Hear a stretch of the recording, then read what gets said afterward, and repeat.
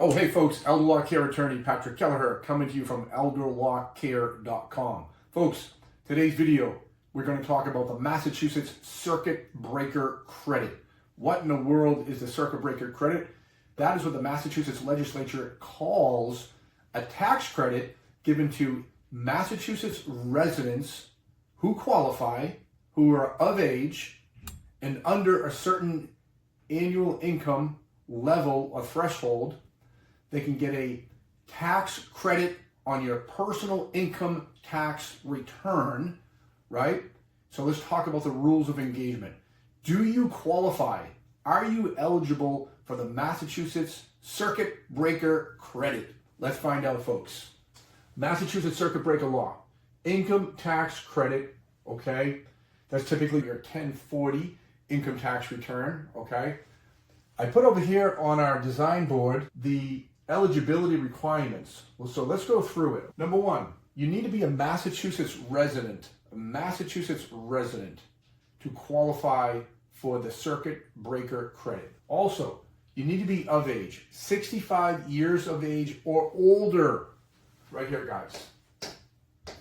And you need to reach age 65 by December 31st of the income tax year that you are applying for the Circuit Breaker Credit on your personal income tax return, typically filed by your CPA, or maybe your enrolled agent, or if you're a person who files your own taxes, you want to be able to look for this tax credit, okay?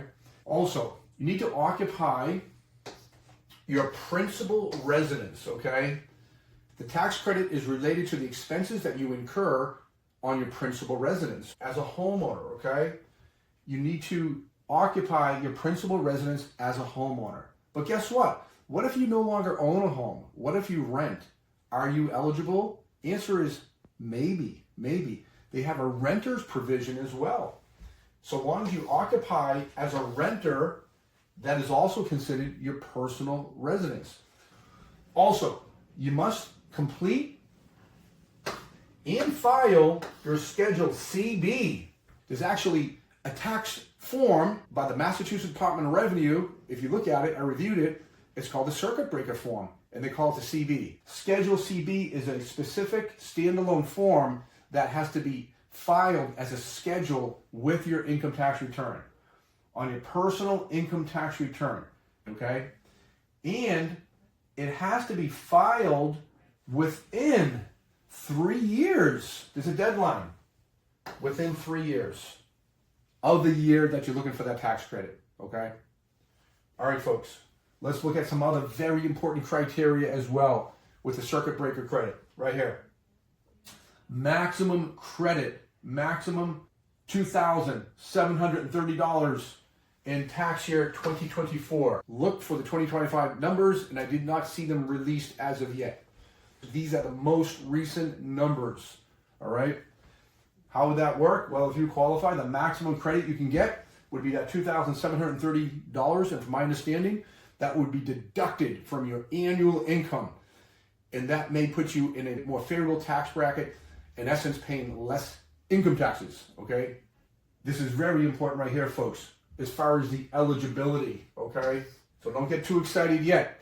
You need to qualify for this Circuit Breaker Credit, okay? There's an income test that goes along with it, right? It's not for everybody. Just because you're 65 and over, you don't automatically qualify. You have to be 65 and over, Massachusetts resident, your principal residence, a homeowner, a renter, and qualify with not having too much annual income. Let's look at the figures for 2024, okay? $72,000 when you're not head of household on your tax filing. $72,000 per year. Income, $91,000 if you are the head of the household when you file your income tax return. Your accountant that you're working with, your CPA, should be very familiar with this terminology, okay? $109,000 for a married couple. And the married couple, folks, is really important to understand. When you're a married couple, you have to file your income tax return together as what I call MFJ. What does that stand for? Married filing jointly. So these are all the criteria right here, folks, the general rules, right? Also, two big rules right here. Two rules for homeowners and for renters. Let's first take a look at homeowners. This is also important financial criteria whether you are eligible or not for the circuit breaker credit. If it's your principal residence and you are the homeowner, it's all related to your real estate property taxes, as well as half of your water and sewer bill for the year. So you need to do the math. When you add up your real estate property taxes, and if you add up your water and sewer bill and take half of the water and sewer bill, hypothetically, if you're at $10,000 in property taxes in water and sewer bill, and you're the primary owner, principal owner of the home, these expenses must exceed 10% of your total income. That is a general rule, folks, right there. Renters can qualify as well, but the renters have different rules of engagement. So you got to add up your yearly rent.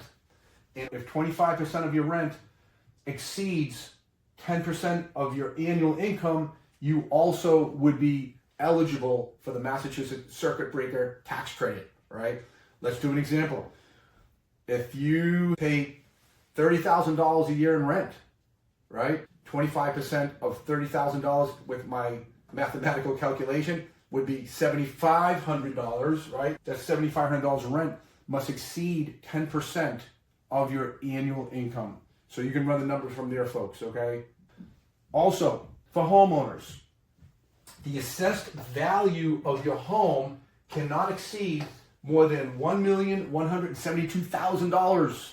That's a general rule. Then they have other little calculations in there. If you're already receiving abatements, if you're a disabled veteran, or you participate in a senior work program with your town or city, and you get a property tax abatement, you need to subtract those abatements first, okay? Folks, thanks for joining us here today at elderlocktier.com.